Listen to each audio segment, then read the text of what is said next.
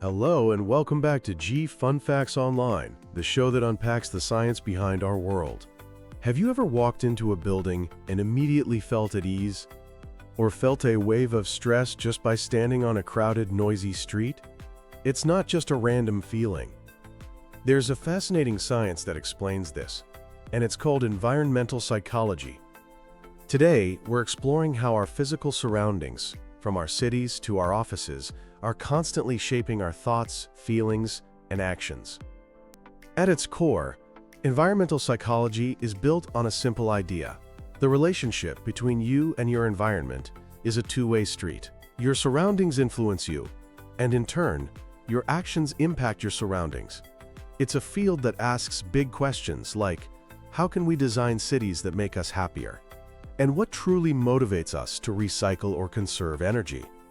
Let's start with the places we spend most of our time, our built environments.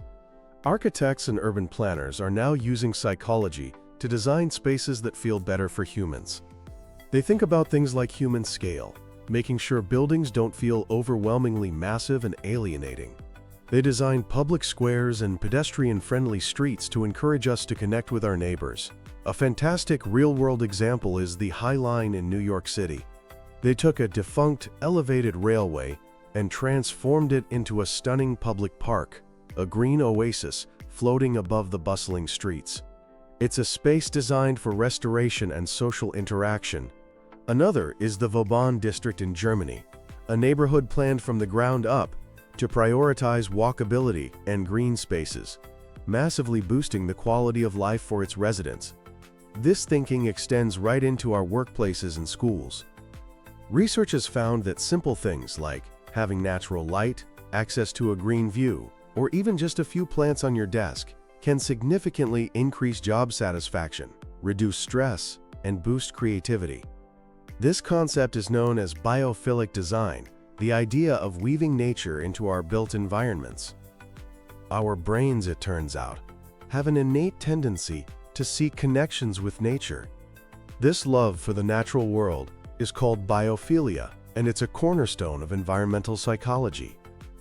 A massive body of research shows that spending time in nature can reduce stress and anxiety, improve your mood, sharpen your cognitive function, and even promote physical activity.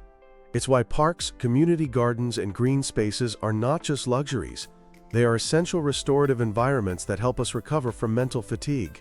But this deep connection to our environment has a flip side. As we face growing environmental challenges, we also face new psychological ones. You may have heard of eco-anxiety. It's the feeling of fear, grief, and hopelessness in the face of the climate crisis. Environmental psychologists are working to understand these complex emotions and develop strategies to help people build resilience and turn that anxiety into positive, collective action. The field also confronts the critical issue of environmental justice. This is the recognition that the burdens of pollution and environmental damage are often borne disproportionately by marginalized and low-income communities, who frequently have less access to healthy green spaces. By studying the psychological toll of these inequities, we can push for policies that create a more just and fair world for everyone. So what's the solution? How do we encourage a massive shift toward more sustainable living? Psychology offers some powerful insights. For instance, we are heavily influenced by social norms. Simply highlighting that pro-environmental behaviors like recycling are common and socially desirable can be a powerful motivator. Making sustainable choices easier, more convenient, and even rewarding is another key strategy. It's about understanding the psychology of our habits to make the green choice the easy choice. The future of this field is incredibly exciting. Researchers are now using technologies like virtual and augmented reality to test how different environments affect our behavior.